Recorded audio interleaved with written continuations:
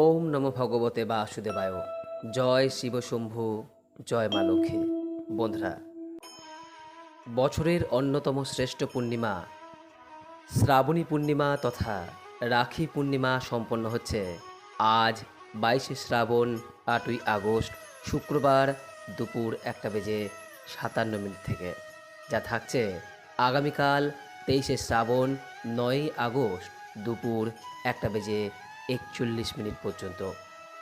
যেহেতু শুক্র এবং শনি উভয় দিনই পূর্ণিমা তিথি থাকছে, তাই শুক্রবার দিন যেমন পূর্ণিমার কিছু বিষয় পালন করা যাবে, অন্যদিকে আগামীকাল শনিবার দিনও পূর্ণিমার নানাবিধ পালনীয় বিষয়গুলি সম্পন্ন করা যাবে। বন্ধুরা, এই পূর্ণিমার অপর নাম সৌভাগ্য পূর্ণিমা বলা হয়। এই পূর্ণিমাতে কিছু কিছু বিষয় যদি আপনি পালন করে থাকেন, তাহলে গৃহে সৌভাগ্য সর্বদা বজায় থাকে। বিশেষ করে শাস্ত্রমতে এই সৌভাগ্য পূর্ণিমা তিথিতেই শিবলিঙ্গে স্বয়ং শ্রী বিষ্ণুর আবির্ভাব হয়েছিল। তাই এই পূর্ণিমা তিথিকে হরিহরের মিলন তিথি হিসেবেও গণ্য করা হয়। যে কারণে এই পূর্ণিমা তিথির অন্যতম একটি গুরুত্বপূর্ণ কাজ হলো শিবলিঙ্গে জল অর্পণ করা। শিবলিঙ্গে জল অর্পণ করলে একই সঙ্গে ভগবান শিব এবং শ্রী বিষ্ণু উভয়েরই আশীর্বাদ লাভ করা যায়। দ্বিতীয়ত বন্ধুরা, এই পূর্ণিমা সৌভাগ্য পূর্ণিমা, আর সৌভাগ্য পূর্ণিমায় অবশ্যই মা লক্ষ্মীর উদ্দেশ্যে পূজা নিবেদন করতে হয়। এবং তৃতীয় যে বিষয়টি গুরুত্বপূর্ণ, তা হলো এই সৌভাগ্য পূর্ণিমাতে অশ্বত্থ বৃক্ষে জল অর্পণ করতে হয়। কিভাবে অশ্বত্থ বৃক্ষে এই জল অর্পণ করতে হয় তা পূর্বের ভিডিওতে আপনাদের সামনে ব্যক্ত করেছি। এবং সর্বোপরি এই পূর্ণিমাকে বলা হয় রাখি পূর্ণিমা এবং ঝুলন পূর্ণিমা। তাই এই পূর্ণিমা তিথিতে রাধাকৃষ্ণের পূজা করতে হয়। এই 4টি পালনীয় বিধিগুলির মধ্যে থেকে অন্তত একটি অবশ্যই এই সৌভাগ্য পূর্ণিমার দিন সম্পন্ন করুন। এবং আজ এই সৌভাগ্য পূর্ণিমার ব্রত কথাটি একবার হলেও শ্রবণ করুন। যদি কোনো কারণে আপনি পূজা নাও করতে পারেন, কেবলমাত্র একটি ঘিয়ের প্রদীপ মা লক্ষ্মী অথবা রাধাকৃষ্ণের সামনে প্রজ্বলন করে আপনি যদি এই সৌভাগ্য পূর্ণিমার ব্রত কথাটি শ্রবণ করেন, তাতেও লক্ষ্মী নারায়ণ এবং ভগবান শিবের আশীর্বাদ নিশ্চিতরূপেই লাভ করতে সক্ষম হবেন। তাই এই সৌভাগ্য পূর্ণিমা তিথিতে একবার হলেও শ্রবণ করুন এই সৌভাগ্য পূর্ণিমার ব্রত কথা। যতবার আপনি এই ব্রত কথা শ্রবণ করবেন, ততই পরম শান্তি লাভ করবেন। শুরু করছি শ্রাবণের সৌভাগ্য পূর্ণিমার ব্রত কথা। ওম নমঃ শিবায়। জয় শ্রী বিষ্ণু, জয় মা লক্ষ্মী। এক দেশে এক গরিব বিধবা ব্রাহ্মণী বাস করত। তার একটি মাত্র ছেলে ছিল। সংসারে তাদের বড় দুঃখ। ব্রাহ্মণী তার চরকায় সুতো কাটত, আর সেই সুতো বিক্রি করে যা পেত তাতেই কোনো রকমে তাদের খাওয়া পড়া চলত। তাদের কুঁড়ে ঘরের সামনে পুকুর পাড়ে একটা খুব বড় অশ্বত্থ গাছ ছিল। ব্রাহ্মণের ছেলেটি খাওয়া দাওয়ার পর রোজ সেই গাছের তলায় বসে খেলত।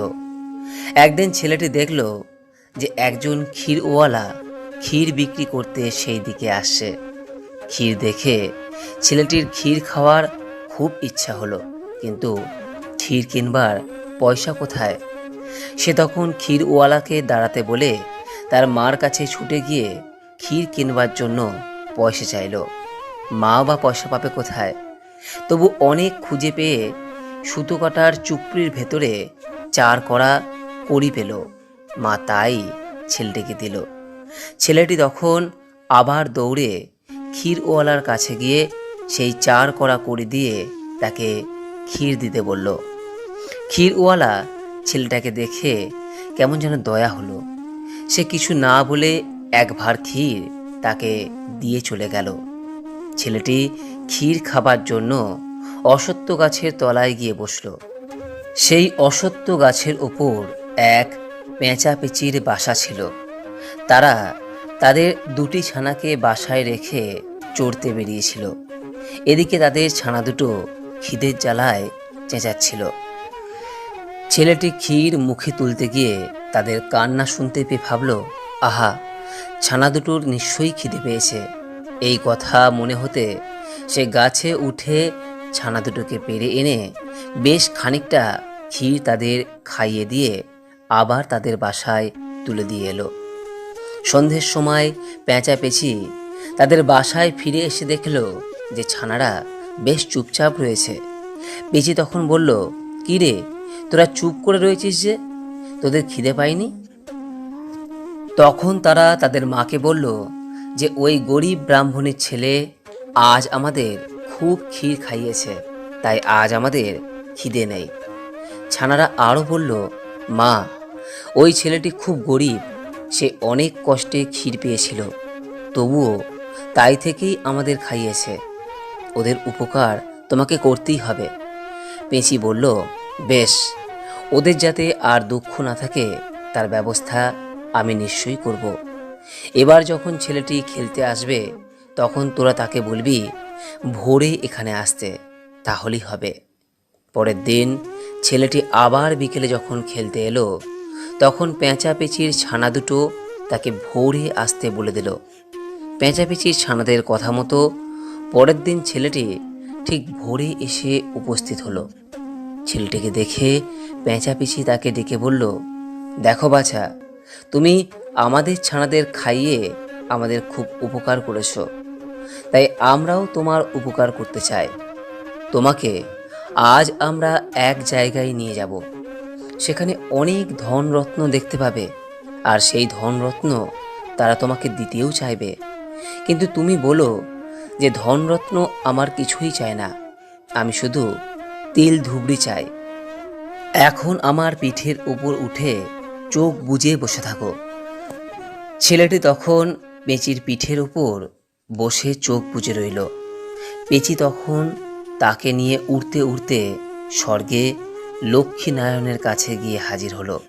পেঁচি এইবার তাকে চোখ খুলতে বলল।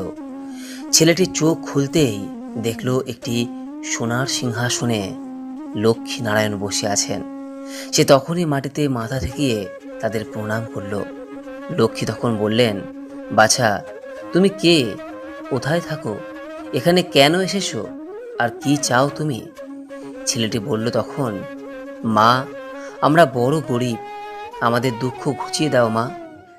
লক্ষ্মী তখন তাকে স্বর্গের ধন ভাণ্ডারে নিয়ে গেলেন, আর তার যা যা নিতে ইচ্ছে হয় তিনি নিতে বললেন। ছেলেটি তখন বলল, না মা, আমি এসব কিছু নিতে চাই না, আমায় তিল ধুবড়ি দাও মা। লক্ষ্মী তখন হেসে বললেন, আচ্ছা, এই নাও তিল ধুবড়ি, একে রোজ খুব ভক্তি করে পুজো করবে, তাহলেই তোমাদের আর কোনো দুঃখ থাকবে না। ছেলেটি আবার লক্ষ্মীনারায়ণকে প্রণাম করে পেঁচির পিঠে চড়ে চোখ বুজে বসে রইল। পেঁচিও অল্প সময়ের মধ্যে তাকে সেই অশ্বত্থ গাছের তলায় এনে নামিয়ে দিল। ছেলেটি তখনই ছুটে বাড়িতে গিয়ে তার মাকে সমস্ত কথা জানালো। ব্রাহ্মণী দেখল তার পরের দিনে ভাদ্র মাসের বৃহস্পতিবার। সে আর কাল বিলম্ব না করে লক্ষ্মী পুজোর আয়োজন করল। সকালবেলায় স্নান করে শুদ্ধ হয়ে ব্রাহ্মণী খুব ভক্তি ও নিষ্ঠার সঙ্গে তিল ধুবড়ির পুজো করল। এরপরই তাদের উপর মা লক্ষ্মীর দয়া হলো। তাদের কুড়ে ঘরের জায়গায় সুন্দর কোঠা দালান হলো। জমি জমা, পুকুর, মাছ, ধন রত্ন, দাস দাসীতে ভরে গেল তাদের বাড়ি। তাদের আর কোনো দুঃখ রইল না। এদের এই রকম অবস্থা বদলে যাওয়ার খবর পেয়ে দেশের রাজা ভাবলেন যে তারা কি করে এত ধন ঐশ্বর্য পেলে, নিশ্চয়ই কোথাও ডাকাতি করে এই সব করেছে। রাজা তখন তাদের বাড়িতে লোক পাঠিয়ে তাদের সমস্ত জিনিসপত্র লুটপাট করে নিয়ে গেলেন। সেই সঙ্গে মা লক্ষ্মীর তিল ধুবড়িও রাজার বাড়িতে চলে গেল, কিন্তু সেটা রাজার বাড়িতে রইল না, আবার ফিরে গেল মা লক্ষ্মীর কাছে, কারণ লক্ষ্মী সেটা রাজাকে দেননি। এদিকে তিল ধুবড়ি চলে যাওয়ার ফলে ব্রাহ্মণীর আবার আগেকার মতো অবস্থা আরম্ভ হলো। তার চরকায় সুতো কাটা, ছেলেটি কিন্তু আবার রোজ গিয়ে সেই অশ্বত্থ গাছের তলায় বসে কান্নাকাটি করতে লাগলো। তখন পেঁচাপিচির আবারও দয়া হলো। পেঁচি আবার ছেলেটিকে পিঠে করে মা লক্ষ্মীর কাছে নিয়ে গেল। মা লক্ষ্মী ছেলেটিকে বললেন, আমি আগেই সব জেনেছি, এই নাও তিল ধুবড়ি, আবার তোমাকে দিলাম। এবার খুব সাবধানে রেখে এর পুজো করো, এবার হারালে আর পাবে না। ছেলেটি মা লক্ষ্মীকে প্রণাম করে তিল ধুবড়ি নিয়ে পেঁচির পিঠে চড়ে ফিরে এলো। তারপর ব্রাহ্মণী আবার খুব যত্ন ও ভক্তি করে তিল ধুবড়ির পুজো করল। তাদের আগেকার মতো ঐশ্বর্য আবার ফিরে এলো। রাজা এবারে তাদের ঐশ্বর্য হয়েছে দেখে খুব আশ্চর্য হলেন। তিনি আর দেরি না করে এবার ব্রাহ্মণীর ছেলেটির সঙ্গে তার মেয়ের বিয়ে দিলেন। ব্রাহ্মণী তখন আর আনন্দ ধরে না। এইভাবে বেশ কিছুদিন কেটে যাওয়ার পর স্বর্গ থেকে ব্রাহ্মণীর ডাক এলো। ব্রাহ্মণী তখন ছেলে বউকে কাছে ডেকে বলল, বৌমা, আমি এবার চলে যাচ্ছি। শুনে রাখো, ভাদ্র, কার্তিক, পৌষ আর চৈত্র মাসে খুব ভক্তি সহকারে মা লক্ষ্মীর পুজো করবে। ছড়াঝাট, গঙ্গা জল আর ধূপ ধুনো দিতে কোনো দিন ভুলো না, তাহলে এই বংশে কখনো কোনো দুঃখ কষ্ট থাকবে না। এই বলে ব্রাহ্মণী স্বর্গে চলে গেল। তারপর থেকে ব্রাহ্মণীর ছেলে বউ ব্রাহ্মণীর কথা মতো প্রত্যেক ভাদ্র, কার্তিক, পৌষ এবং চৈত্র মাসের বৃহস্পতিবার দিন মা লক্ষ্মীর পুজো করতে লাগলো। তারা লক্ষ্মীর মাহাত্ম্যের কথা চারদিকে প্রচার করে দিল। বন্ধুরা, এখানে একটি প্রশ্ন অনেকের মনের মধ্যেই থাকে যে তিল ধুবড়ি আসলে কি? তিল ধুবড়ি বলতে বোঝায় একটি পূজার সামগ্রী যা মা লক্ষ্মীর পূজায় ব্যবহার করার কথা শাস্ত্রে বলা হয়েছে। অনেকেই এই বিষয়টি খুব একটা জানেন না, তাই মা লক্ষ্মীর পূজার সময় এর ব্যবহারও করতে পারেন না। বন্ধুরা, তিল ধুবড়ি হলো মা লক্ষ্মী পূজার একটি অপরিহার্য অংশ। এই তিল ধুবড়িতে যে সমস্ত উপকরণ থাকে তা হলো সাদা তিল, ধুনো এবং কর্পূর।